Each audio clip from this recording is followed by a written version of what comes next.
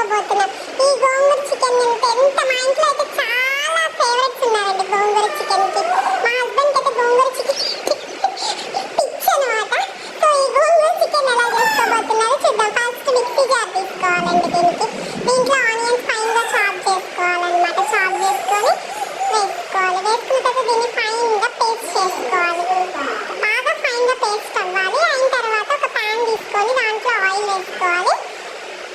Oil ఒక 3-4 table spoons పడుతుంది. దీన్ని కూడా బాగా హీట్ అయిన తర్వాత ఆనియన్ పేస్ట్ వేసుకోవాలి.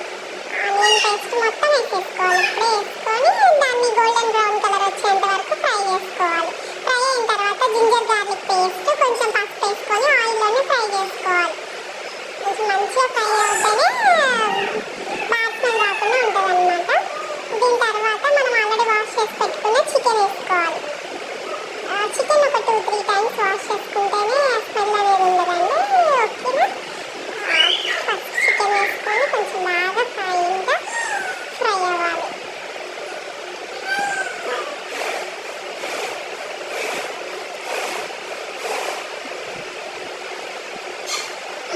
మొత్తం అంటే మనం పేస్ట్ చేసుకున్న ఆనియన్ పేస్ట్ అల్లం వెల్లుల్లి కూడా పట్టాలి దానికి. తర్వాత మనం గోంగూరని వాష్ చేసి పెట్టుకోవాలండి. మెయిన్ ఇంగ్రీడియంట్ గోంగూర కాబట్టి దాన్ని వాష్ చేసుకోవాలి. తర్వాత చికెన్ ఫ్రై అయిన తర్వాత సాల్ట్ వేసుకోవాలి. సాల్ట్ ఒక 2 టేబుల్ స్పూన్స్ కారం వేసుకోవాలి.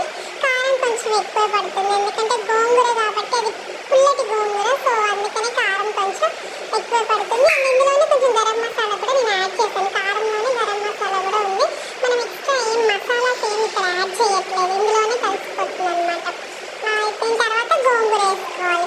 ఇక్కడ మనం వాటర్ ఏం యూజ్ చేయట్లేదు. మొత్తం ఆయిల్ అండ్ గ్రేవీస్తోనే ఈ గోంగూర కూడా కుక్ అయిపోవాలన్నమాట. గోంగూర ఒక 2 కట్టలు తీసుకుంటే సరిపోతుంది హాఫ్ కేజీ చికెన్కి. గోంగూర కొంచెం ఎక్కువ ఉంటేనే బాగుంటుంది అనమాట. గ్రేవీగా అది చూసారా అట్లా గ్రేవీగా ఫామ్ అవ్వాలన్నమాట మొత్తం చికెన్. అప్పుడే టేస్టీగా అనిపిస్తుంది అండ్ తినడానికి కూడా బాగుంటుంది అనమాట. అండ్